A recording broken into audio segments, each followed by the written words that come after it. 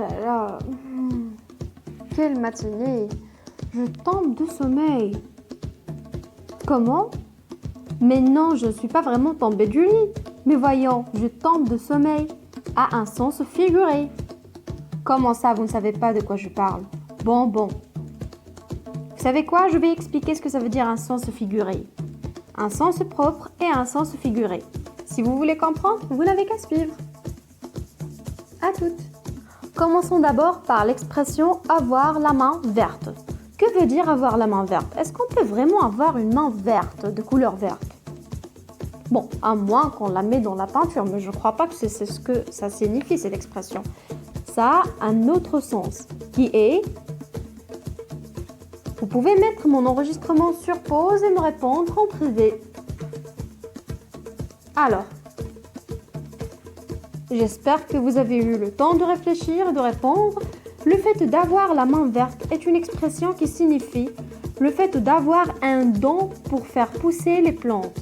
Savoir comment faire pousser des plantes, savoir comment les planter, etc. Alors, ce que je vais vous demander avant de commencer à expliquer d'abord la leçon, est-ce que vous connaissez d'autres expressions qui disent une chose et signifient autre chose, comme le fait d'avoir la main verte et comme le fait de tomber de sommeil comme tout à l'heure? Si vous connaissez quelques expressions, n'hésitez pas à me les contacter. À suivre. Commençons maintenant la construction de notre notion. Alors, vous avez le choix entre suivre avec moi sur vos écrans ou prendre vos livres, page 135. Je répète, page 135. Alors, on va se concentrer sur la rubrique « J'observe et j'élabore ». Vous y êtes? Bon alors, je commence. Tout le monde suit avec moi? A.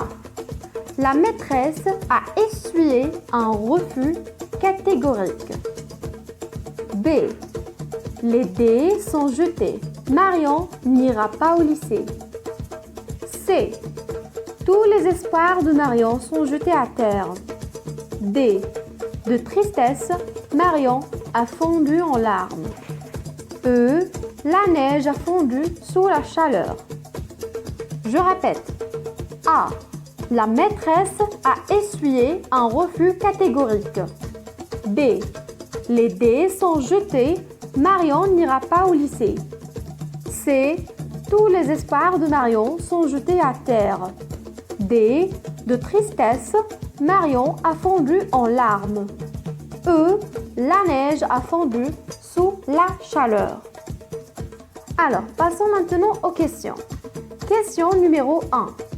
Le verbe fondre est-il employé dans le même sens dans les phrases D et E? Dans quelle phrase renvoie-t-il à une image? Donc, je répète la question. Le verbe fondre est-il employé dans le même sens dans les phrases D et E? Est-ce qu'il a le même sens dans les deux phrases D et E? Et ensuite, dans quelle phrase renvoie-t-il à une image? Voyons d'abord le verbe fondre dans les deux phrases D et E. Alors, on a la phrase D. De tristesse, Marion a fondu en larmes. E. La neige a fondu sous la chaleur. Alors, est-ce que vous trouvez que le verbe fondre ici a le même sens? Exactement, non. Le verbe fondre n'est pas employé dans le même sens dans les deux phrases D et E. Il est employé dans un sens courant, c'est-à-dire un sens propre dans la phrase E.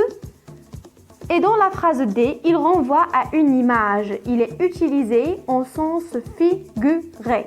Je répète, le verbe fondre n'est pas employé dans le même sens dans les deux phrases D et E. Il est employé dans un sens courant, c'est-à-dire un sens propre, dans la phrase E, et dans la phrase D, il renvoie à une image. Il est utilisé autant que sens figuré. Deuxième question. Dans quel sens est employé le verbe essuyer? Ça veut dire, est-ce qu'il est employé dans un sens courant, ou imagé, propre ou figuré. Voyons voir. Alors, essuyer, ça se trouve déjà dans la première phrase. Voilà. A. La maîtresse a essuyé un refus catégorique. Alors, à votre avis, est-ce que le verbe essuyer est ici au sens propre ou au sens figuré, au sens courant ou au sens imagé? Roulement du tambour. Très bien, le verbe essuyer ne renvoie pas à une action concrète. Il est employé au sens figuré. C'est un sens imagé. Ce n'est pas un sens propre. Question 3. Dans quelle phrase le verbe jeter décrit une situation réelle? Donc, on va chercher dans quelle phrase le verbe jeter décrit une situation réelle. Ça veut dire dans un sens propre. Alors, on a jeté dans les deux phrases, remarquez bien, la phrase B et la phrase C. Les dés sont jetés, Marion n'ira pas au lycée. C. Tous les espoirs de Marion sont jetés à terre. Alors, dans laquelle des deux phrases le sens du verbe jeter est un sens propre? Je vous laisse un moment de réflexion. Et je répète encore une fois, vous pouvez mettre mon enregistrement sur pause et essayer de participer, de répondre directement en audio.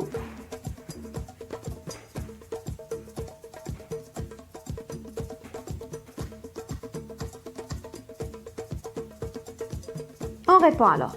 Le verbe jeter décrit une situation réelle dans la phrase B. Il est employé au sens propre.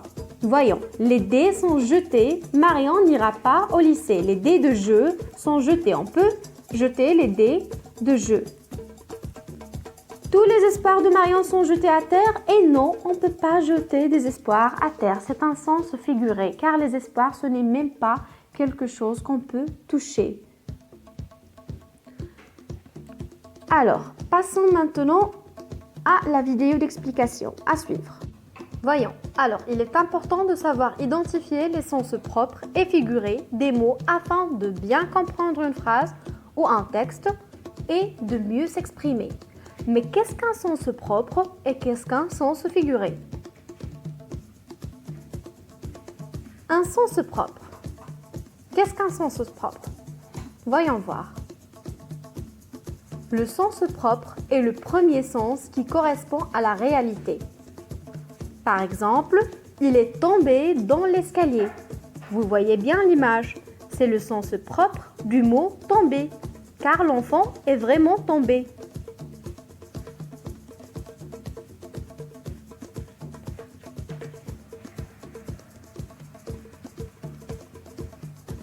Un autre exemple.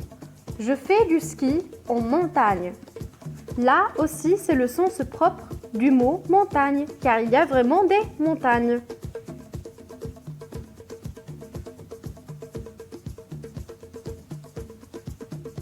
Passons maintenant au sens figuré. Qu'est-ce qu'un sens figuré? Alors, le sens figuré est un sens imagé, imaginé ou abstrait. On parle d'expression. Par exemple, je tombe de sommeil, comme je viens de vous le dire au début. C'est le sens figuré d'être fatigué. Au lieu de dire je suis fatigué, je suis tellement fatigué, je dis je tombe de sommeil. Mais je ne suis pas vraiment tombée.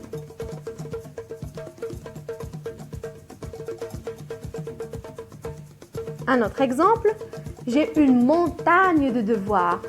Et comme vous voyez dans l'image, il n'y a pas du tout de montagne. Là, c'est le sens figuré du mot montagne.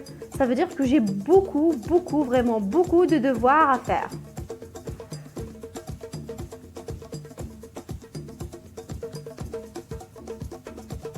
Résumons. Un mot peut avoir un sens propre et un sens figuré. Un sens propre, c'est le sens premier. Un sens figuré, c'est le sens imagé. Par exemple, le sens propre, je dévore mon repas, ça veut dire je le mange. Et pour le sens figuré, je dévore un livre, ça veut dire je le lis tout simplement.